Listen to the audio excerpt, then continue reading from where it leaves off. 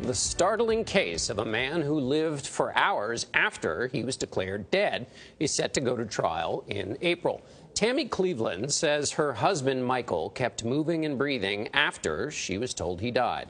She says hospital staff ignored her pleas for help until a coroner alerted them, saying dead people don't move. The doctor and the hospital say they did nothing wrong, and the delay did not cause his ultimate death.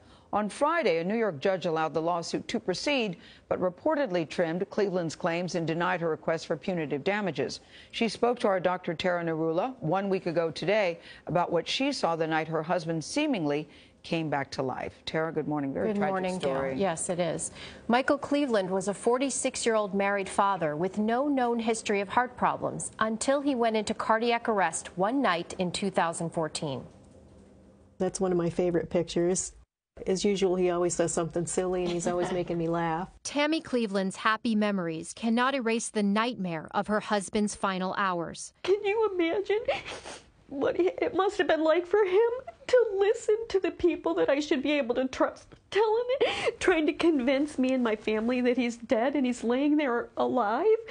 Michael Cleveland collapsed while shopping for dinner in this Buffalo area supermarket.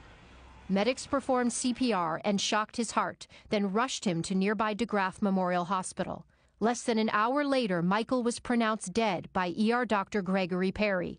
When you first walked in the room, what was your first observation? That Michael wasn't dead. He was following me with his eyes. It wasn't just an involuntary thing. I mean, he looked right at me. You saw his eyes tracking you. You saw his body moving. What else did you witness that made you think he might still be alive? He was, trying to hug me.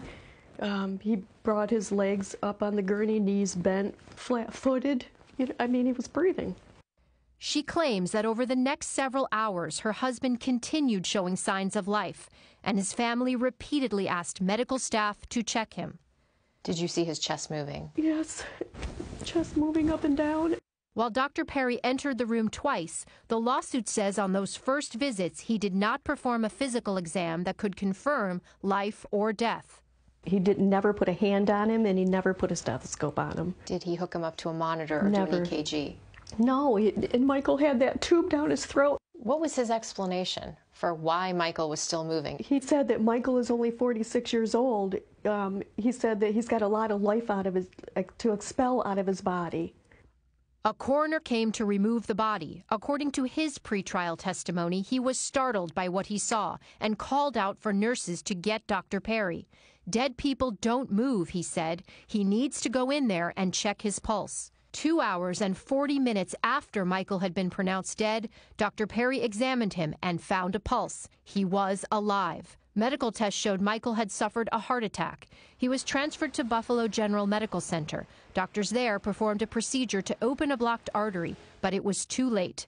At 10:48 the next morning, Michael Cleveland died. I need closure, and that I need accountability. Dr. Perry and DeGraff Memorial Hospital would not comment, citing the pending lawsuit. DeGraff Memorial has said in legal filings that it followed all medical standards and required procedures. Dr. Perry, seen here at his 2010 medical school graduation, said in his deposition that he did check for a pulse in those first 2 visits and found no signs of life. But on the 3rd visit, Michael Cleveland's condition was, quote, vastly different. The doctor at Buffalo General who opened the blocked artery stated in his deposition that Michael Cleveland was too sick and he would never have survived, even without the delay at DeGraff. CBS News legal analyst Ricky Kleeman says the effect of that delay will be a critical issue for the jury. You're going to have the defense experts who say they did everything they could and then he was pronounced dead. And no matter, even if that was in error, and we know it was an error because he became alive, that would have made no difference. He was going to die anyway. Plaintiff's experts are going to say, of course there was a chance that he would have survived. He was only 46 years old. Do you carry guilt that you were supposed to be Michael's voice and you couldn't do enough for him?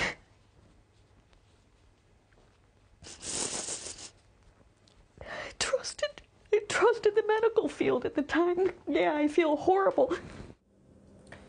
It's hard for any doctor who wasn't there to comment on this particular case. But that being said, in general, when someone has a heart attack due to a blocked artery, every minute counts because the heart muscle dies very quickly without oxygen. And you can't help but feel for Mrs. Cleveland. You can feel her pain. And what you just said, every minute, every second counts in a time like this. So what can families do when the hospital staff isn't listening to them, when you say, look, I know what I see here? That's one of the big messages, and I know that's what Tammy felt very strongly about, that you don't have to feel helpless or powerless, even though you're in this very vulnerable state as a patient or a family member. There is a ladder or a chain of command that you can escalate things to.